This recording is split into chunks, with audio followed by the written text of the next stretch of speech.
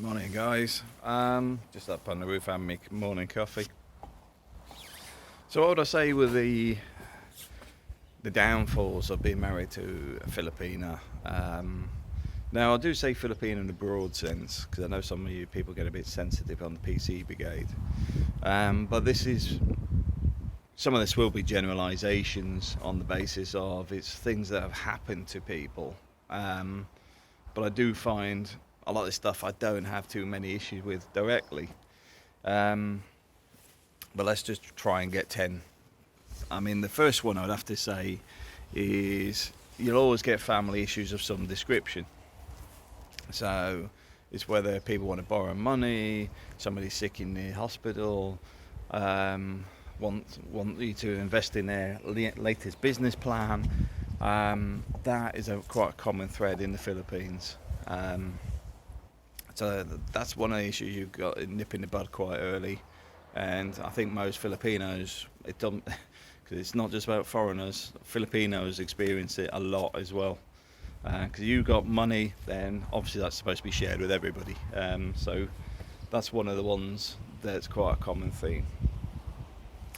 Two, there's a hierarchy relating to wherever the pecking order is. So aunts and uncles have quite a high pecking order over your wife, very likely. So they often listen to them more than they may do you, simply because that's the way they've been brought up. Because often the aunts and uncles are the central fund for education, advice, and dealing with family issues. So often they are the central source of information, and it doesn't mean it's always good information, because sometimes it can be trying to weasel money out of you, could be trying to play you off your wife. All this sort of stuff can and does go on with people. Third one is living abroad. Don't expect to just get married and head abroad. A lot of the time it's going to involve a little bit more paperwork than that. Going to the UK, for example, is becoming more difficult. But me personally, I'm not a fan of the UK in its current form. That's why we live in Spain. But ultimately, there's a lot of process to go in there. There's a lot of time invested, a lot of money invested to make it happen. So don't assume you get married on a Sunday, you're going to get your visa in by Monday and on a flight by Friday. Just ain't going to happen. So do expect interviews and a lot of painful stuff to get to a point where you can actually go abroad. So take that into account, because a lot of people don't. Four, got to think about if you have a family, what is their network? Because I mean, I've got to admit, here in Spain, it's pretty good. My son looks Spanish, he speaks Spanish, etc. So they don't really see him as half white, half Asian, which is really a bit peculiar, but it's true. He actually looks more like a Spanish kid. But those issues will always be there for a lot of kids, unfortunately. And I do think, I mean, we're quite laid back, and we're in a very cosmopolitan area anyway, so it's not too problematic. But I know some other people do have problems with it, because they're fantastic kids, but kids will be kids. So other kids at school could be quite unaccepting. So it's something to bear in mind before we even go down that route, just to be aware this stuff is still in existence. Is it racism? To be fair, I find it very peculiar to actually call racism in the way that people see racism, because spending time working in Birmingham, for example, you find people are like oil and water anyway. They find their own social groups. So you'll find the kids from different countries, their parents, or second generation, third generation, whatever you want to call them, they will automatically form their own groups. So you could put 10 different backgrounds in the same playground, and you'll find that they separate out just automatically, like magnets. Just, you find a lot of the Asian kids over here, the kids that are from Muslim background over here, and even then that can be subdivided again because if they're Arab descent, or whether they're from Pakistani British or whatever, they separate out automatically. And people say, oh, it's taught. I don't think it is. I think some of this stuff is just in your genes. People normally hang about with the people that they know best. Which is why when you come to somewhere like Spain, the person who's going to rip you off more than the locals is going to be somebody you know from your own country. It's the same with the Philippines. So, that's a hypocrisy in it. But the point is, whether we like it or not, people naturally do it. So just bear that in mind, because it's making sure your kids have a good, strong network of people. Because like me, my descendants are Scottish. So the point being is, if I went to Scotland, they see me as English, and call me, they call me English, or in the worst term, they call it a Scottish jock. You're just Scottish on the outside. There's nothing on the inside. But in reality, I'm not fussed about it. But I know some other people would be. But you've just got to take that sort of stuff on the chin. But as a kid, it's a bit more difficult. 5, travelling back home or getting family visit is something that is going to be a accepted thing that's going to happen. Now, a few people I know have frustrations with this because it costs them a lot of money to go from the US back to the Philippines, and then they find when they go to the Philippines, every meal and every party they go to seems to be on their tab. This isn't just, like I say, it's not just foreigners, it's actually Filipinos have exactly the same issue. To the point that I'm trying not to say it. Some of our friends would rather come here than go home to the Philippines because they say it's cheaper to come here and we've got the sunshine. They go back to the Philippines and buying all the restaurant meals, and everybody wants presents and everything else. It's like Santa Claus has just arrived. So they say, can we come and stay with you instead? Well, wait till we buy the new house down here, then yeah, you can do. But yeah, so there's an expectation that you're going to come home regularly, once a year or once every 2 years, whatever.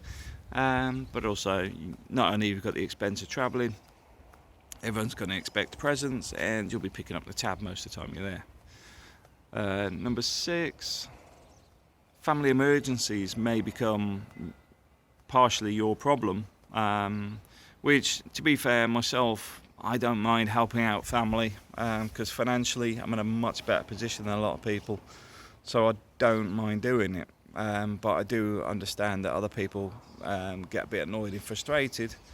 Even worse when they find out that some of the medical emergencies they've had aren't even real. They've just been fleeced for cash. So, I wouldn't say once bitten, twice shy. It'd be more a case of once bitten, never again.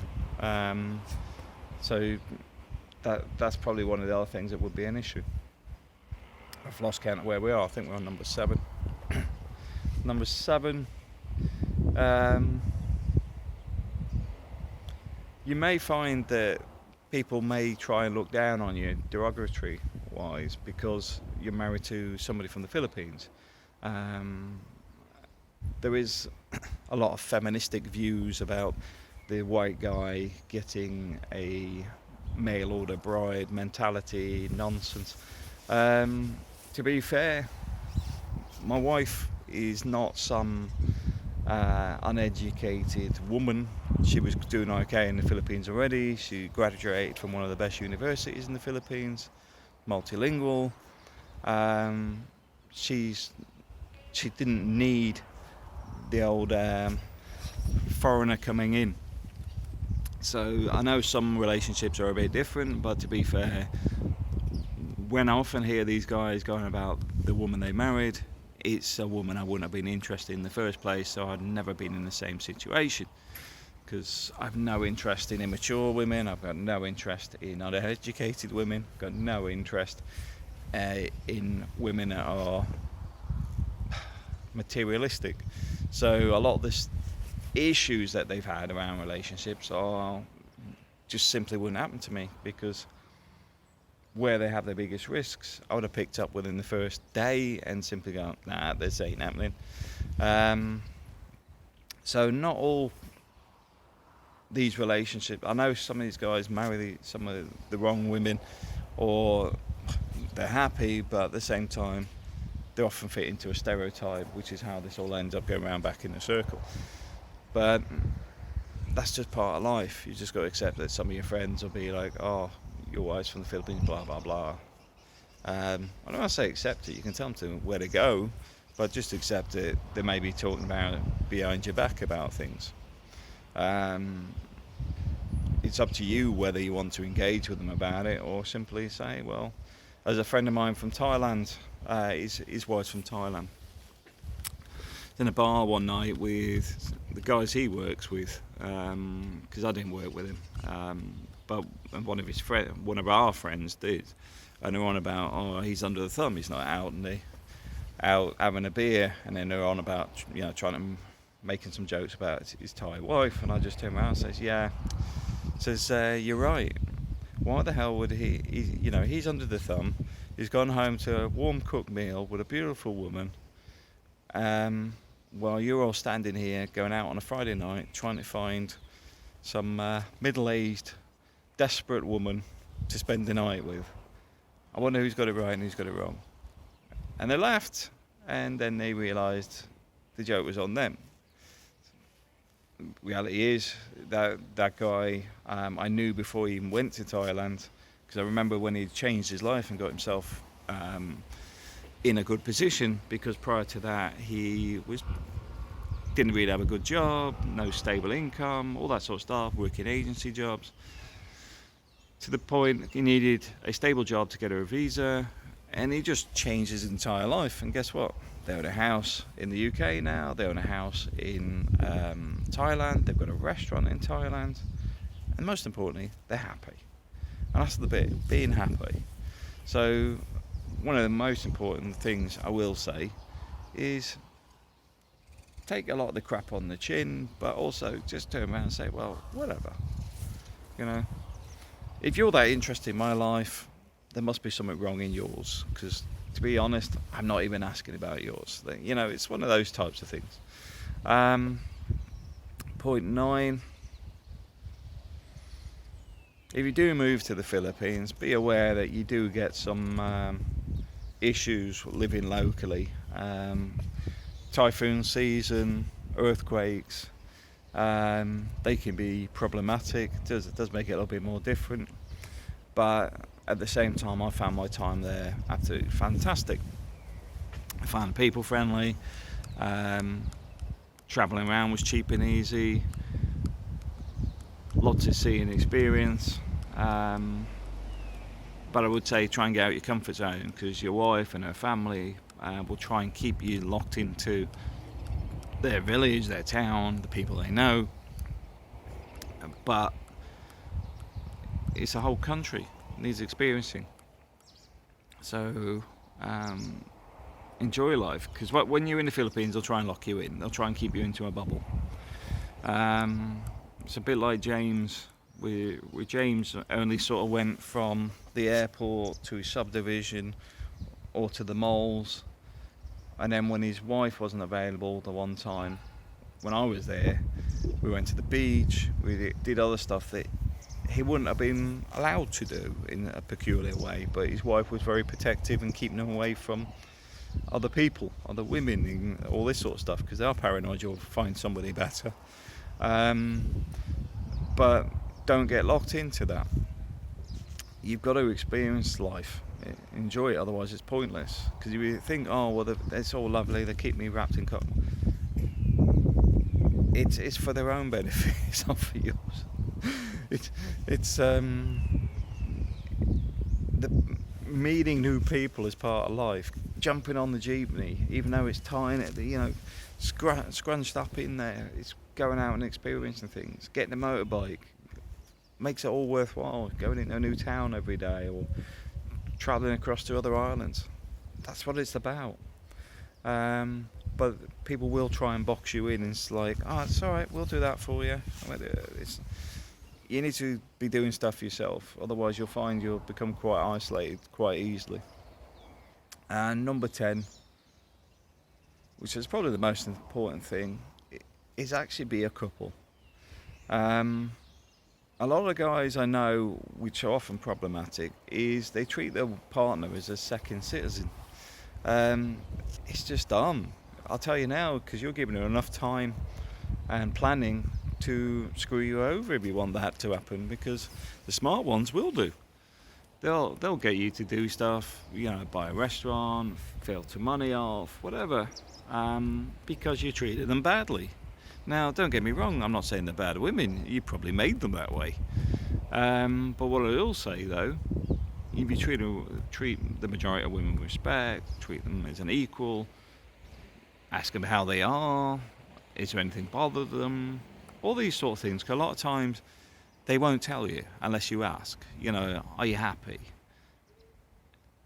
Have you phoned your mum this week? How's your mum doing? Is everything okay at home? All these sort of things, just to make sure everything's fine. Because sometimes they'll keep things to themselves, and you're sort of saying, look, it's a problem shared. So it is somewhat stupid or whatever.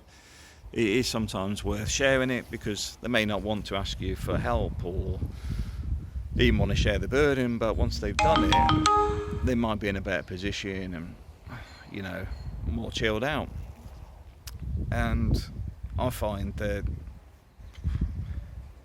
makes life less problematic, because A, you're aware of everything that's going on, but B, if there is any problems, at least you know about them. Enjoy life, be happy, and if you do marry somebody from the Philippines, please just be aware it's not so cut and dry as hopping on a plane and you just start a new life and it's the Disney happy ever after scenario. It's a journey. There will be lots of times where you're frustrated, annoyed, unhappy, worn out, but it's often balanced out with the great times, the great views, the great experiences, and being with somebody you love and wouldn't want to be anywhere else. Hence, my wife was talking about here yesterday, because obviously this is our home, and she was sort of saying, you're working in the office in the UK, and I'm like, yeah, it's like, because I'll be out of there in 5 years. This is where we're coming. This is where we're going to be living. I know some people go, oh yeah, but the houses look, you know what? Don't care. I don't need a big house. In fact, I don't want a big house. I'd rather live content, small place, got the beach, got the nature reserve over there. I don't need much else. Decent car, can travel around Spain. Don't need to stick it all in bricks and mortar unless I'm renting them out to make more money. Life's about enjoying it. You can't take it with you. So it's about the experiences. And it's like now the car's in, getting fixed. That's back next week. It's had a major repair done to it. But that means Granada, Barcelona, Valencia, Sabadell, Santander, and other major locations throughout Spain is now on the horizon for some visits, after the painful experience of buying a car in Spain. But hey ho, we live and learn. Anyway guys, have a fantastic day and catch you later.